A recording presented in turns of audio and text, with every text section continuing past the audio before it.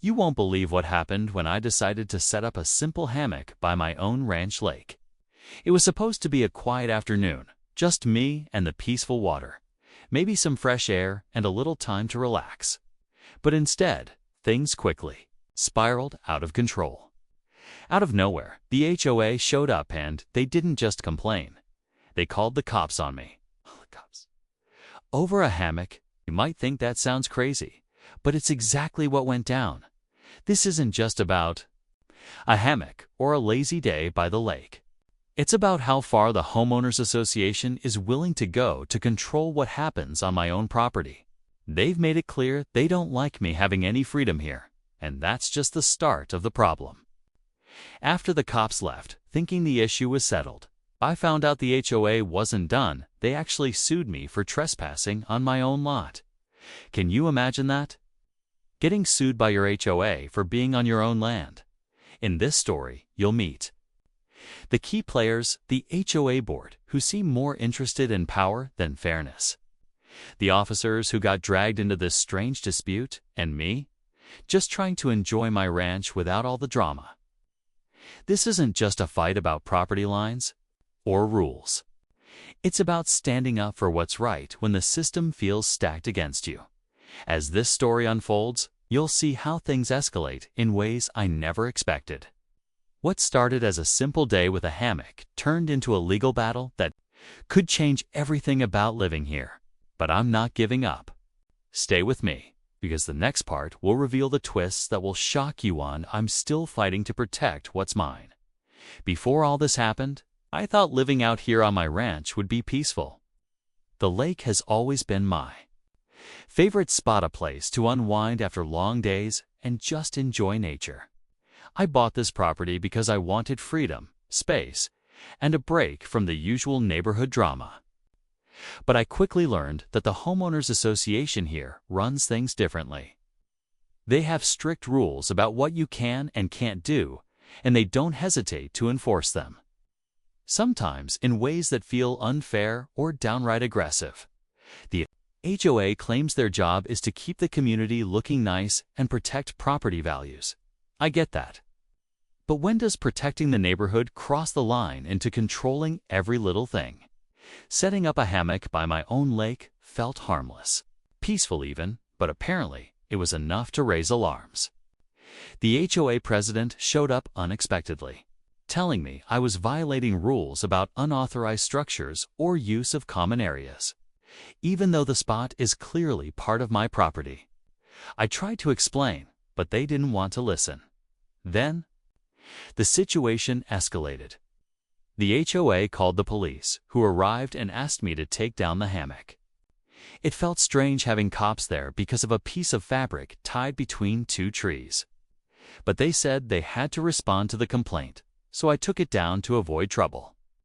I thought that would be the end of it, but no. A few days later, I was served with a lawsuit claiming I was trespassing on my own lot. The HOA argues that part of my land is actually common property, or that I somehow overstepped boundaries. It's confusing and frustrating, and it's turning my dream ranch life into a legal nightmare. What really shocked me is how far the HOA is willing to go just to keep control. The fight is far from over, and the real questions about ownership, rights, and fairness are just starting to surface. After the lawsuit came, everything changed. Suddenly, every step I took on my own land felt like walking on thin ice. The HOA board wasn't just some distant group making rules, they became this looming presence.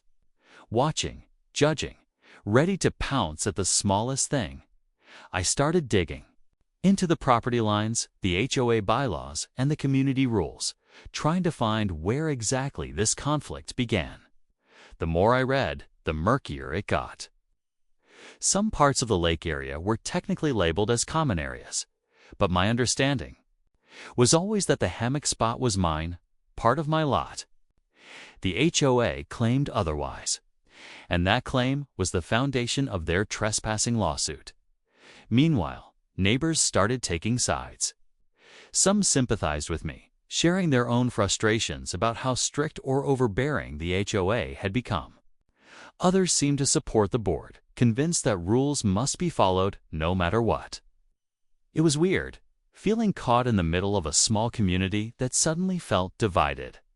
I never imagined something as simple as relaxing by the lake could stir up so much tension. There was also the matter of the cops who showed up that day. They were polite but clearly uncomfortable. They explained they were only responding to a complaint, not choosing sides. But it was hard not to feel like they were part of the problem. Their presence added an official weight to the situation, making it harder to shake off. On top of all that, the HOA's legal threat wasn't just about the hammock anymore.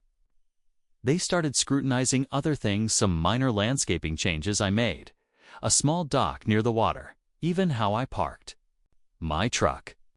It felt like they were looking for any reason to build a case or pressure me into compliance.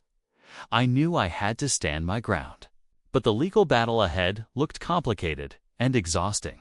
Every day brought new challenges, and the fight over my own property felt like it was just beginning. What would happen next? Could I prove what was truly mine? Or was the HOA about to take more than just a hammock from me? The answers were still out there, but the tension was only growing. As the days went by, the pressure from the HOA only intensified. Every phone call felt like a test. Every email, another warning. They weren't just content with suing me. They started organizing meetings with other residents, painting me as the troublemaker disturbing the peace. It felt like the entire neighborhood was watching, waiting to see if I'd back down. I could feel the weight of it all pressing on me, like the calm ranch life I wanted was slipping further away with each passing hour. I kept going back to that day by the lake the moment everything changed. Setting up a hammock seemed so innocent, but it sparked a chain reaction that no one could have predicted. I wondered if the HOA's real issue was about control, about keeping everyone in line under their rules. The fact that they had called the cops on me for something so simple made it clear they were willing to push hard. On my end, I was scrambling. I met with lawyers, pored over maps and legal documents, trying to find any way to protect my rights. I even reached out to neighbors who'd witnessed some of the disputes, hoping their support might make a difference. But with every step I took, the HOA seemed one move ahead, tightening their grip and making it clear they weren't willing to back off. Tensions finally reached a boiling point when a surprise hearing was scheduled, and word spread quickly through the community. The night before, I barely slept, knowing that everything I'd been fighting for could be on the line the next day. Would the courts see things my way, or was this the moment the HOA would win, leaving me with nothing but a lost hammock and a fractured sense of peace?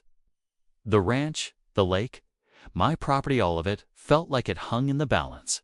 The stakes couldn't have been higher, and the outcome was still unknown. What happened next would change everything, just when I thought the hearing was going to be the biggest hurdle. Something unexpected happened that changed everything. A few days before the court date, I received an anonymous letter slipped under my door. It wasn't just any letter, it contained photos of the very spot where I'd set up the hammock. But these weren't ordinary pictures. They showed other people, including some HOA board members, using that same area for picnics, fishing, even setting up their own chairs and equipment. It was clear they had been there regularly, enjoying the spot without any complaints until I arrived. This new evidence suddenly complicated the entire case. If the HOA board had been using the land freely, how could they claim I was trespassing? It seemed like a double standard, and it opened a door to questions no one expected. Was the lawsuit really about rules and property lines, or was it something more personal? Had they targeted me for reasons beyond just a hammock? I shared this with my lawyer, and we started preparing to bring it up in court. But just as we were gearing up, the HOA responded with a surprise of their own. They claimed the photos were taken on common area land, which technically isn't mine, and said the board members had permission to be there, unlike me. It felt like the fight was turning into a confusing battle over boundaries that even the HOA seemed to bend when it suited them. Meanwhile, rumors started swirling in the neighborhood about a bigger plan. The HOA had something about selling parts of the land or changing the community rules to limit private use even more. The stakes suddenly felt way higher than just a hammock or a small patch of lakefront. It was about control, ownership, and what this community was really willing to tolerate. With the hearing only days away, the tension was thicker than ever. The lawsuit, the secret photos, the rumors, it all pointed toward a showdown that was going to be much bigger than I imagined. And in the middle of it all, I was still fighting for my right to simply enjoy my own ranch. The day of the hearing finally arrived, and the tension was almost unbearable. I sat in the courtroom, heart pounding, knowing everything I'd worked for was on the line. When my lawyer presented the photos showing the HOA board members using the lake area freely, you could almost feel the room shift. Suddenly, their argument about trespassing didn't seem so solid anymore. It was clear there was a double standard. And the judge wasn't shy about pointing that out. The HOA's attempt to dismiss the photos as permission-based use fell flat under closer questioning. It became obvious that the boundaries and rules they claimed to enforce were vague at best, since selectively applied at worst. The whole lawsuit felt less like about protecting property and more about exerting control. After hours of back and forth, the judge ruled in my favor, stating that I had every right to enjoy my own land, including setting up a hammock by the lake. I felt a huge weight lift off my shoulders, finally able to breathe easy. It was a victory not just for me, but for anyone who's ever felt bullied or unfairly targeted by an HOA. But just as I started to think this was the end, the final twist came. The HOA president stood up, looking calm but serious, and announced that they were appealing the decision. Worse, they revealed a plan to change the community's rules, completely tightening restrictions on land use across the entire neighborhood. That meant this fight was far from over. Even with the win, the battle for control over the ranch and the lake was only beginning. I realized then that standing up for what's mine wasn't just about this one lawsuit. It was about protecting the freedom to live how I wanted on my own land. And that fight was going to be bigger than I ever imagined. After the hearing, I knew things wouldn't magically go back to normal. But the judge's ruling felt like a breakthrough. It was proof that standing up for your rights can make a difference. Even when facing powerful groups like an HOA, the community was watching, and for many neighbors, it opened their eyes to how some rules had been unfairly enforced for years. I started talking with others who shared similar frustrations, and together, we began pushing for more transparency and fairness in how the HOA operates. The appeal from the HOA was a reminder that battles like this aren't always quick or easy. But I felt more prepared, now armed with facts, community support, and a clear sense of why this fight mattered. It wasn't just about a hammock by the lake anymore. It was about preserving the freedom to enjoy the land you've worked hard for, without unnecessary interference. Over time, some of the HOA's stricter plans were slowed down by community feedback and legal reviews. The tension in the neighborhood began to ease as more people spoke up and demanded better communication. It wasn't perfect, but it was progress. I realized that sometimes the biggest challenge isn't just fighting the rules. It's bringing people together to change the way things are done. Looking back, what started as a simple afternoon setting up a hammock turned into a lesson about standing firm and knowing your rights. If you're dealing with an HOA or any group trying to limit what you can do on your own property, don't ignore the problem. Speak up, gather your facts, and find support. It's not just about winning one battle. It's about protecting your space and peace of mind for the long haul. So that's my story, how a hammock by the ranch lake sparked a fight I never expected, but one I'm glad I took on. Thanks for listening. And if you faced anything similar, I'd love to hear your experience.